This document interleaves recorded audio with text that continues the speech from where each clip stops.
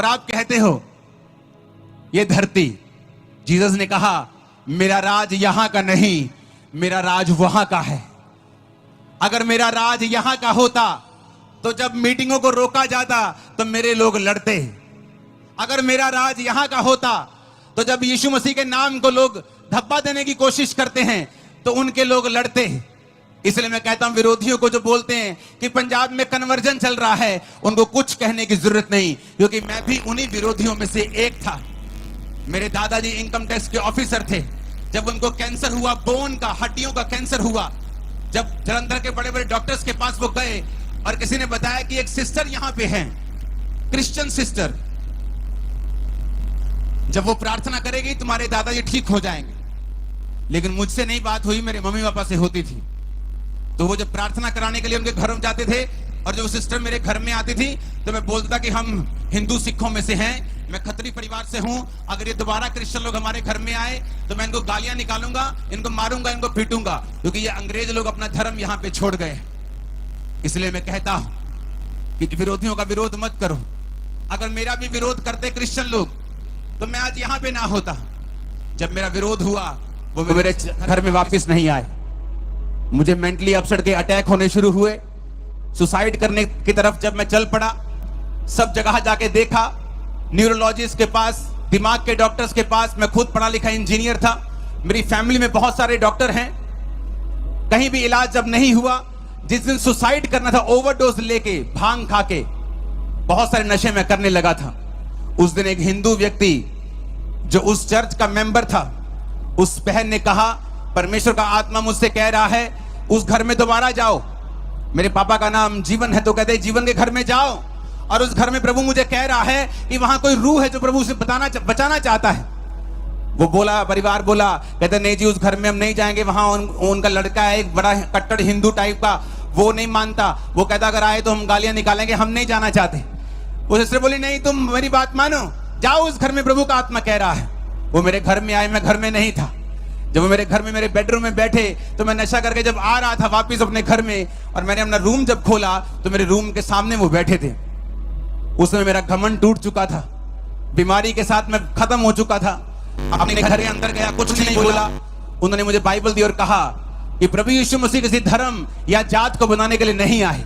वो इतना छोटा परमेश्वर नहीं है कि सिर्फ पृथ्वी की बात करे, जो कि परमेश्वर के जो खुदा ने बनाया उसके सामने बिंदी भी अगर लगा दो तो वो बिंदी भी धरती से बड़ी लगेगी। आपको ये धरती इतनी छोटी है प्रभु के सामने।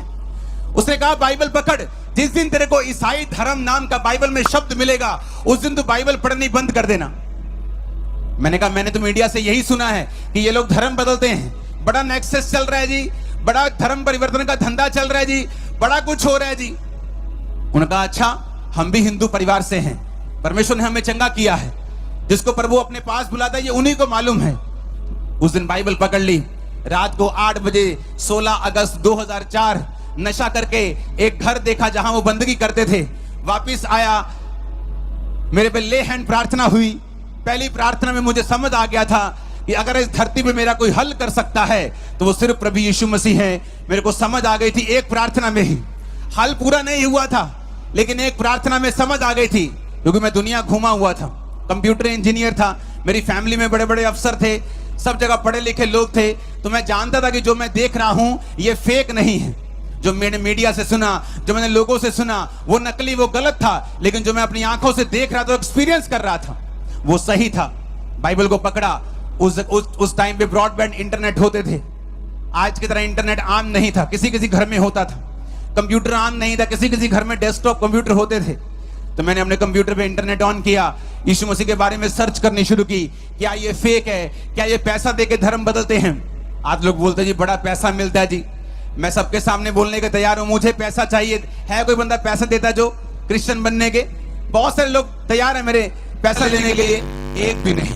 वो पास्टर जिनके तक नहीं जिनके पास होता, फिर भी वो सब कुछ छोड़ के आपको यीशु का वचन सुनाते हैं। अगर उनके पास आपको कन्वर्ट करने के लिए पैसा होता तो पहले वो स्कूटर लेते, अपना घर लेते, अपने बच्चों को सरकारी स्कूलों में नहीं डालते।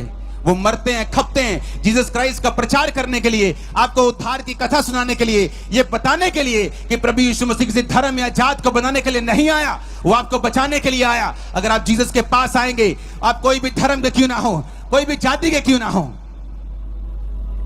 मैं अन्य जातियों में से था, इसलिए मैं विरोध नहीं करता जो लोग विरोध करते हैं। मुझे मालूम है अगर आज मैं उनका विरोध करूंगा, बड़ी आसानी से इंडियन लॉ के मुताबिक उनको जेल हो सकती है क्रिश्चियनिटी का विरोध करने के कारण। लेकिन मैं ये सोचता हूं कि अगर मैं भी विरोधी होता और कोई मुझे जेल में भेज देता तो आज मैं कभी प्रचारक न बन पाता, यीशु मसीह की कृपा का स्वाद कभी ना चख पाता। मुझे उन्होंने सहा है, इसलिए मैं आज यहां पे हूं। आप उन लोगों को सहेंगे, उनके लिए प्रार्थना करेंगे, तो वो लोग आज जहां मैं हूं कल को वो वहां खड़े होंगे, जहां आप है कल को वो वहां बैठे होंगे। आमीन। मेरे को ऊंचे वाला चाहिए चर्च।